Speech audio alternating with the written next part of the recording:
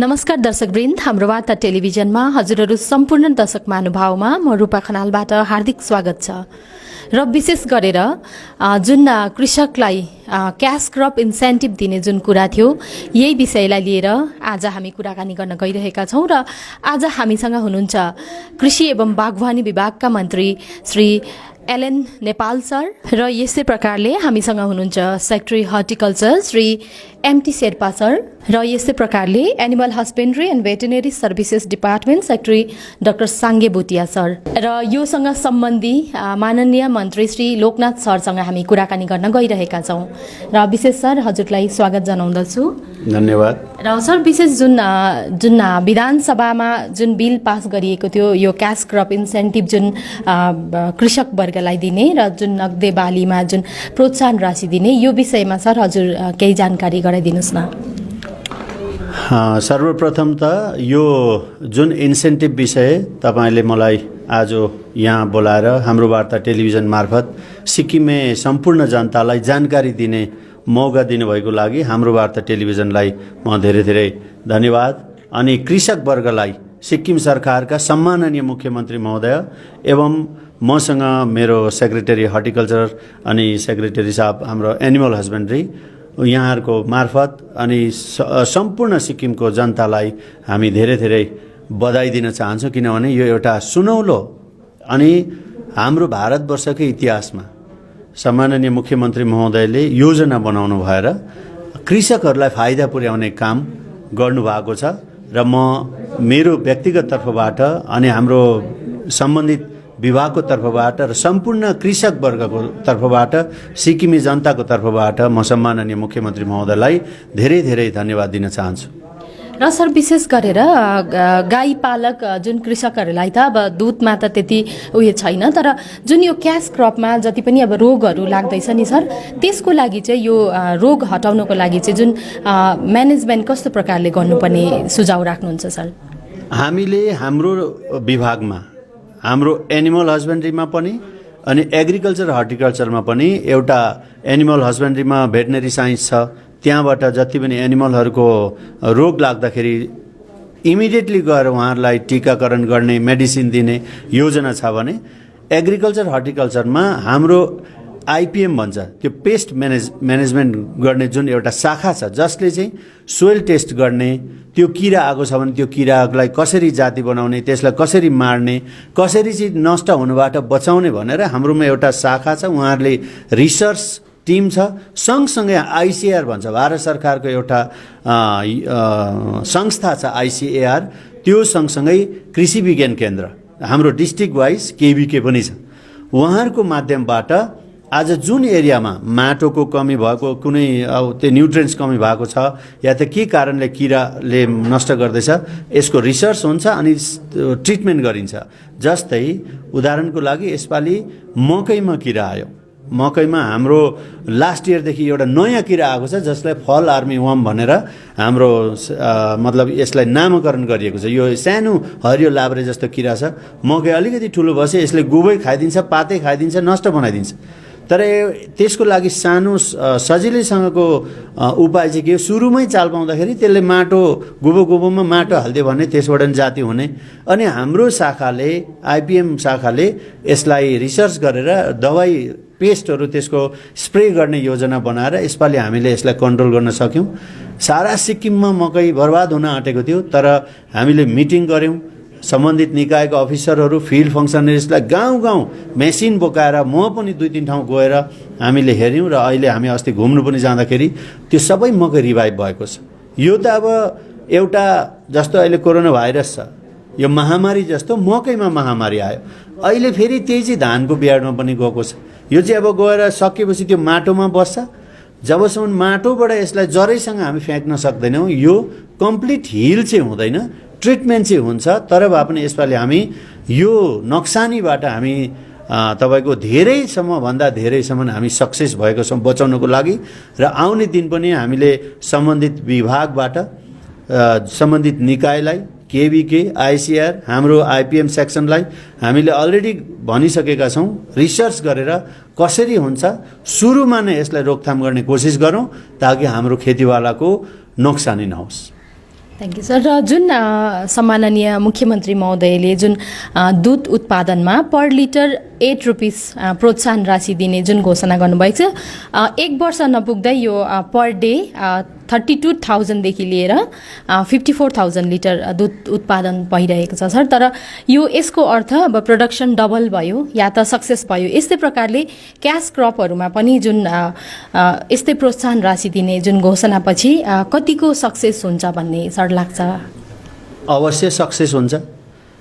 जस्तै दुधमा, पशुपालनमा, दुधमा सरकारले हाम्रो घोषणा पत्रमा पार्टी अध्यक्ष महोदयले पहिल्यै घोषणा गर्नुभएको थियो हामी दुधको दाम बढाउँछौँ भनेर।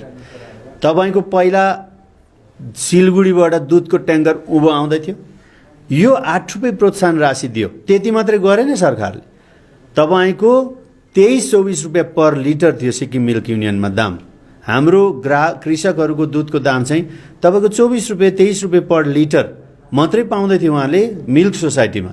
सरकार आए पश्चात 1 वर्ष नपुगिकन सम्माननीय मुख्यमन्त्री महोदयले 2टा काममा हामीले अगाडि बढ्यौँ। एउटा काम सम्बन्धित निकाय मिल्क युनियन, सिक्किम मिल्क युनियनले उहाँहरूलाई हामीले सल्लाह गरेर मुख्यमन्त्री महोदयको आदेशमा दाम बढाइयो। तपाईँको 24 रुपियाँबाट मिनिमम 32 रुपियाँ बनाइयो। 32 रुपियाँ बनाइयो अनि सरकारले त्यहाँ माथि 8 रुपियाँ इन्सेन्टिभ दिएपछि 1 लिटर दुधमा 40 रुपियाँ गाउँलेले पाउने भयो। पहिला पाउँदै थियो 23 रुपियाँ। अब हाम्रो सरकार आएपछि तपाईँको 23 रुपियाँबाट बढेर माथि 40 रुपियाँ पुग्यो।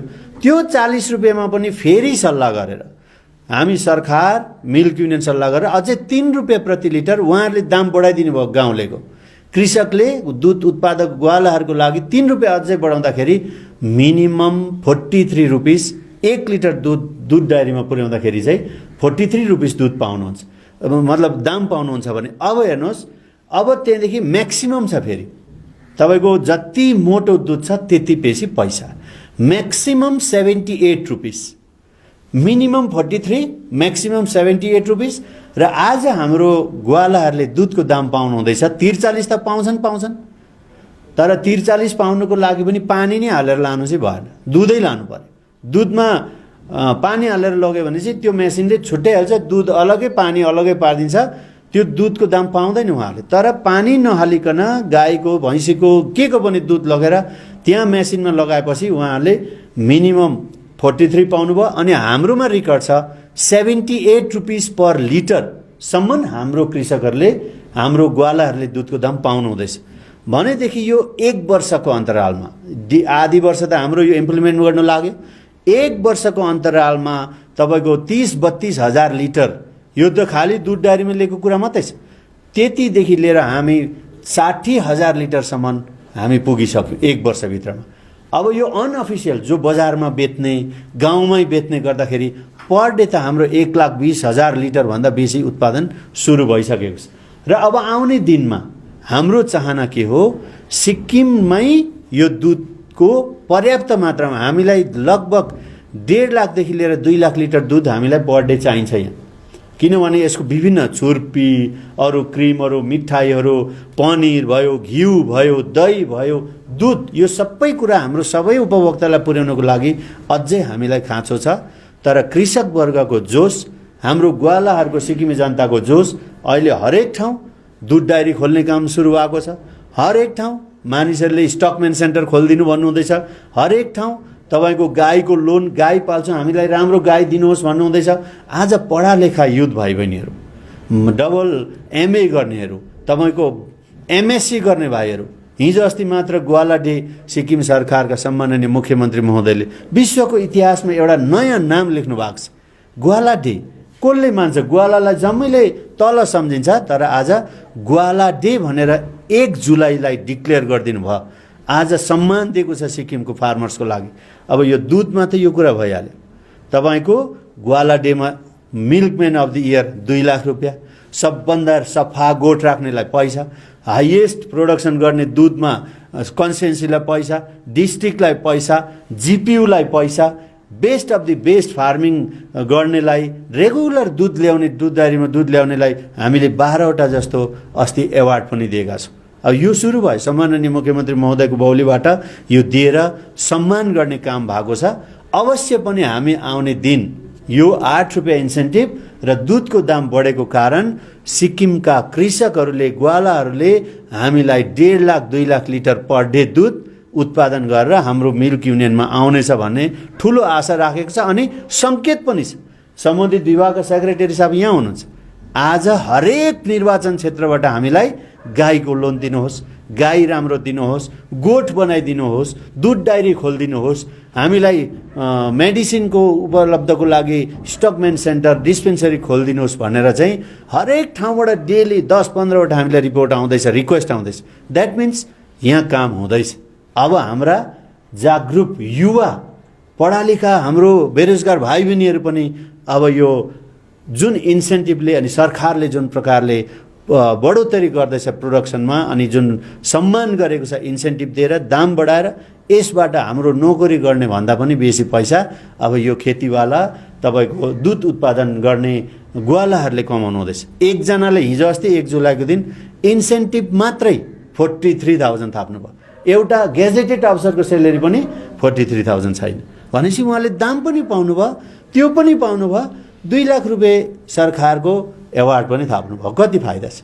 यो चाहिँ जम्मै कृषकलाई भोलिको दिन पाउन सक्नुहुन्छ। र सर यस्तै प्रकारले सुँगुरमा पनि यो हुन्छ नि मतलब सुँगुरमा पनि यो प्रोडक्सन इन्सेन्टिभ जुन दिने यो घोषणा छ सर, यो बारेमा पनि अलिकति बताइदिनुहोस् न सर। यो पनि हाम्रो सरकारले अर्को इतिहास कायम गरेको छ। सुँगुर पाल्नेलाई जो पनि हाम्रो गाई पाल्ने भैँसी पाल्नेको लागि त 8 रुपियाँ दुध इन्सेन्टिभ र दाम पनि बढ्यो। अब कति परिवार हाम्रो ट्रेडिसन छ, कसैले गाई पाल्नुहुन्छ, कसैले सुँगुर पाल्नुहुन्छ, कसैले के पाल्नुहुन्छ र यतापट्टि गाई जसले पाल्नु भएको छैन उहाँहरूलाई पनि सम्माननीय मुख्यमन्त्री महोदयले सुँगुरमा इन्सेन्टिभ राखिदिनु भयो। यसपालिको बजेटमै आज विधानसभामै यो पैसा लिएर राखेर घोषणा गरिदिनु भयो। यो चाहिँ सुँगुरको लागि इन्सेन्टिभ हो। अब यसमा के छ भन्दाखेरि तपाईँको यसमा एउटा क्राइटेरिया छ। जसले पनि सुँगुर पाल्नुहुन्छ मिनिमम 3वटा सुँगुर पाल्नै पर्यो, कम्पलसरी हो। 3टा सुँगुर पाल्नु पर्यो, उहाँले बच्चा ल्याएर पाल्नु पर्यो, अनि इन्सुरेन्स कम्पलसरी गर्नु पर्यो। इन्सुरेन्स गरे पश्चात ठुलो भएर 50 किलो हुँदाखेरि हाम्रोमा कमिटी छ। हाम्रोमा ग्रास रुटको बिडिओदेखि लिएर गएर भेटनेरी अफिसरदेखि लिएर सबै एउटा कमिटी छ। त्यसबादमा हामी एडिसी डेभलपमेन्ट डिसी साहबहरूको कमिटी, त्यहाँदेखि हामी माथि स्टेटमा सेक्रेटरी साहबको चेयरम्यानसिपमा त्यो एउटा कमिटी बनाइदिएको छ ताकि काहीँ पनि गडबडी नहोस्, पाउनेले पाओस् भनेर। तर एउटा के छ भने 3टा सुँगुरको मात्र इन्सेन्टिभ पाइन्छ। एउटा सुँगुर 50 किलो जब नाङ्छ उहाँले 5,000 रुपियाँ पाउनुहुन्छ। 3टा चाहिँ 3वटा सुँगुरको 15,000 रुपियाँ चाहिँ उहाँले पाउनु पर्यो। तर 2टा पाल्दा पाइँदैन, एउटा पाल्दा पनि पाइँदैन।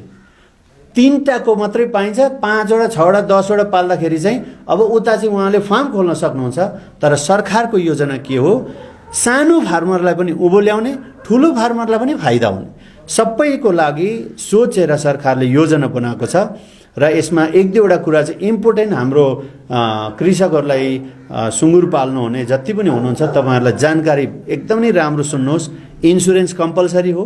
तपाईँको जिआई ट्यागहरू गरिएको हुनु पर्यो, त्यो सम्बन्धित विभागले गरिदिइहाल्छ। तपाईँले खबर गर्ने बित्तिकै भेटनेरी सेन्टरबाट यसको फलोअप भइहाल्छ। अर्को कुरा तपाईँको 50 केजी नागेपछि उहाँहरूले 5,000 रुपियाँ एउटा सुँगुरमा पाउनुहुन्छ र 3वटा कम्पलसरी हुनु पर्यो। 3वटाको 15,000 रुपियाँ पैसा उहाँहरूले पाउनुहुन्छ। त्यहाँदेखि 50, 60, 100 पाल्दा हुन्छ। तर खालि 3वटाको लागि अहिले चाहिँ सरकारले इन्सेन्टिभ राखेको छ। यो पनि इन्डियाको कुनै पनि राज्यमा, हाम्रो राष्ट्रमै छैन, सिक्किम पहिलो राज्य हो ताकि सुँगुरमा एउटा सुँगुर 50 किलो नाङ्दाखेरि 5,000 रुपियाँ इन्सेन्टिभ पाउने। र सर जुन यो अहिले अलैँचीमा पर इयर कतिको प्रोडक्सन कति छ सर? अब प्रोडक्सन हामी सिक्किम हाइएस्ट प्रोड्युसर हो।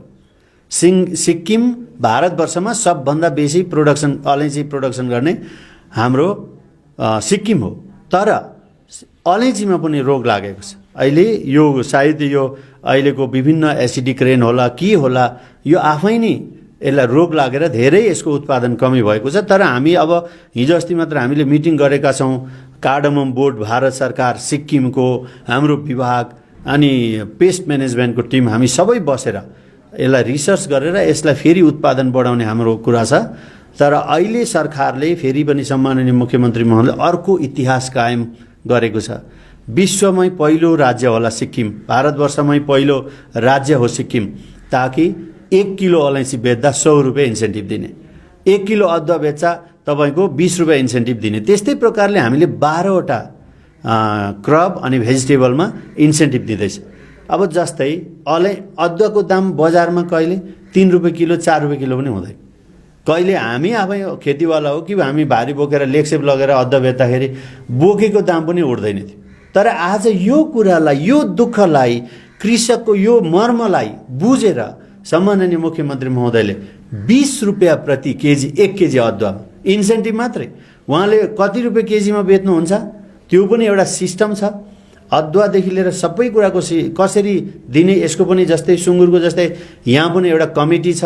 त्यो कमिटीलाई एफपिओ तपाईँको अरू सिमफेड भयो, भिएलडब्ल्यू अफिस भयो, एसएचजी ग्रुपलाई पनि अब हामी लगाउँदैछौँ, डिएसी भयो, उहाँहरूलाई सम्बन्धित एउटा हामीले चयन गरेको छ। यसको हामीले अफिस अर्डर पनि निकालेको छ, एसओपी बनिएको छ। त्यो अनुसार उहाँहरूले इन्फर्म गरेर त्यहाँ लगेर उहाँहरूले इन्ट्री गराउनु भयो भने उहाँहरूले सबै इन्सेन्टिभ पाउनुहुन्छ सबै चिजमा। जस्तै अलैँची भयो, अदुवा भयो, फापर भयो, हल्दी भयो, सुन्तोला भयो, कोपी भयो, फुलकोपी भयो, गाजर भयो, मुला भयो, हरियो मटर भयो, तपाईँको किवी भयो, यी चिजहरूमा सरकारले दिँदै, जो चाहिँ सिक्किममा अलि बेसी प्रोडक्सन हुन्छ। अझै पनि बेसी अरू चिजहरूमा पनि अगर फसल राम्रो गर्यो, हाम्रो फार्मर्सहरूले सबै, हाम्रो बेरोजगार युवाहरू सबै लागि परेर फसल अझै राम्रो भयो भने अरू आइटममा पनि सरकारले इन्सेन्टिभ दिने घोषणा गर्नु सक्छ। र यो जति इन्सेन्टिभ दिएको छ यो तपाईँको बेच्ने दामभन्दा बेसी दिएको छ सरकारले। यो भन्दा ठुलो कुरा आत्मनिर्भर सिक्किम बनिनुको लागि अनि हाम्रा सिक्किमे कृषक वर्गको आर्थिक स्थिति मजबुत बनाउनुको लागि यो सरकारको सोच, सम्माननीय मुख्यमन्त्री महोदयले जुन निर्देश गर्नुभएको छ, यसलाई एनाउन्स गर्नुभएको छ, जसले आज हामीले सुन्दैछौँ बाहिर अन्य राज्यहरूले पनि यो कुरालाई देखेर छक्क पर्दैछ। सिक्किमले आज कृषकहरूलाई यत्रो ठुलो सम्मान कसरी गर्दैछ? किन? हाम्रो सिक्किम अर्ग्यानिक फार्मिङ स्टेट हो अनि सँगसँगै उत्पादनमा हामी नम्बर 1 हुनुपर्छ। जति हाम्रो 76,000 हेक्टर छ हाम्रोमा, त्यो जमिन कम्प्लिट हामीले खेतीपाती गरौँ। हाम्रोमा धेरै जमिन यस्तो छ जहाँ चाहिँ बाँझो छ। हामीले यो पनि भन्दैछौँ बाँझो जमिन लिएर खेती गर्नेलाई लिज एमाउन्ट पनि हुनसक्छ भने हामी सम्माननीय मुख्यमन्त्री महोदयसँग सल्लाह गरेर हामी लिज एमाउन्ट बरु सरकारले तिर्दिउँ, उत्पादन गरेर त्यसको नाफा बरु जनताले पाओस् भन्ने हाम्रो कोसिस छ। बाँझो बारी नबसोस्, सबैमा उत्पादन होस् अनि बाहिरबाट सामान नआउँदा पनि हामी सिक्किमको जनता यहीँको चिजबिजले खान पुग्ने हौँ भन्ने पनि एउटा सङ्केत हो। अनि आत्मनिर्भर सिक्किम बनाउनको लागि यो सम्माननीय मुख्यमन्त्री महोदयले जुन पाइला चाल्नु भएको छ, हामी कृषक वर्गको तर्फबाट, सम्बन्धित विभागको तर्फबाट भर मजदुर कोसिस गरेर योबाट फाइदा लिने म जनतालाई आह्वान पनि गर्न चाहन्छु। Thank you so much sir. र दर्शकबिन, हजुरहरूले हेरिहाल्नुभयो अहिले हामीसँग अनरेबल मिनिस्टरले जुन कृषकहरूलाई यो प्रोत्साहन गर्नको लागि यति मिठो मिठो शब्दहरू गर्नुभयो र कृषकहरूलाई अझै यही उदाहरण लिएर यस्तो उदाहरणीय कार्य सिक्किममा भएको छ र यस्तै उदाहरणीय कार्य हजुरहरूले गर्नुहोस् भन्दै आज म हजुरहरूबाट बिदा लिन चाहन्छु। नमस्कार।